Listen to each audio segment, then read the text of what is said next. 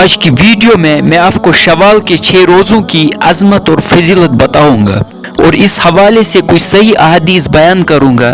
اس کے علاوہ میں یہ بھی آپ کو بتاؤں گا کہ ان 6 روزوں کو کس طرح رکھنا ہے اور اس حوالے سے آپ کو ضروری ڈیٹیل بھی بتاؤں گا، لہذا اس ویڈیو کو آپ اینڈ تک ضرور دیکھیں اور اپنی فیملی اور فرینڈز کے ساتھ بھی ضرور شیئر کریں۔ شوال کے 6 روزوں کی فضیلت صحیح احادیث کی روشنی میں صحیح مسلم، سنن ابو داؤد اور ترمذی کے اندر یہ حدیث موجود ہیں۔ حضرت ابو ایوب رضی اللہ تعالیٰ عنہ روایت کرتے ہیں کہ نبی علیہ السلام نے فرمایا، جو رمضان کے روزے رکھے اور اس کے بعد شوال کے 6 روزے رکھے، گویا اس نے پوری زندگی روزہ رکھا۔ اسی طرح صحیح ابن خزیمہ اور سنن نسائی کے اندر حدیث موجود ہیں۔ حضرت ثوبان رضی اللہ تعالیٰ عنہ روایت کرتے ہیں کہ نبی علیہ السلام نے فرمایا، رمضان کے روزے رکھنا 10 مہینوں کے روزے رکھنے کی طرح ہے، شوال کے 6 روزے رکھنا 2 مہینے کے روزے رکھنے کی طرح ہے، یہ مل کر پورا سال روزے رکھنے کی طرح ہے۔ امام نووی کہتے ہیں، علماء فرماتے ہیں کہ یہ پورا سال روزہ رکھنے کی طرح ہے، کیونکہ جو ایک نیکی کرتا ہے اس کو 10 نیکیوں کے برابر اجر ملتا ہے۔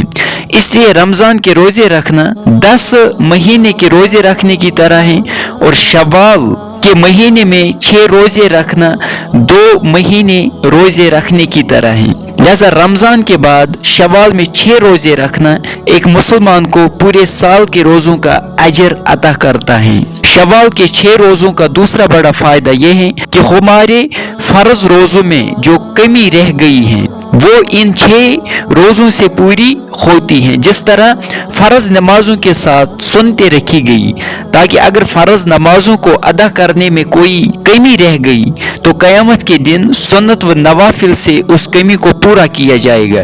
اسی طرح اگر فرض روزے ادا کرنے میں کوئی کوتاہی ہوئی تو شوال جیسے روزوں سے اس کمی کو پورا کیا جائے گا۔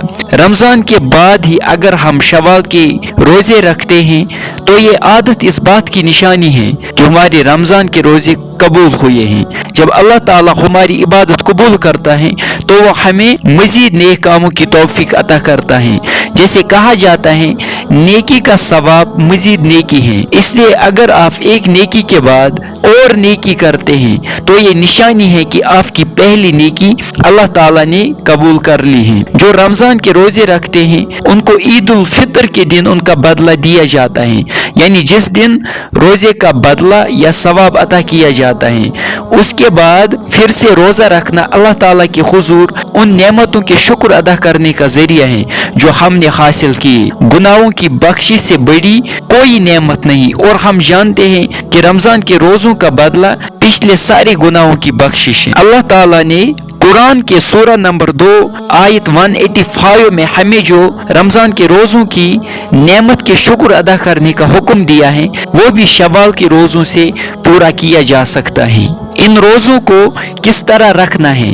امام شافعی اور امام ابن مبارک کی رائے یہ ہے کہ شوال کے دوسرے دن سے ان 6 روزوں کو لگاتار رکھنا مستحب ہے، لیکن امام احمد ابن حنبل کی رائے یہ ہے کہ ان 6 روزوں کو وقفے سے پورے مہینے میں گنتی پوری کرنا مستحب ہے، لیکن اس میں صحیح تر قول یہ ہے کہ ان 6 روزوں کو آپ جس طرح چاہے رکھ سکتے ہیں، اصل مقصد گنتی پوری کرنا ہے۔ لہذا ان روزوں کو رکھنا بہت زیادہ اجر و ثواب کا کام ہے۔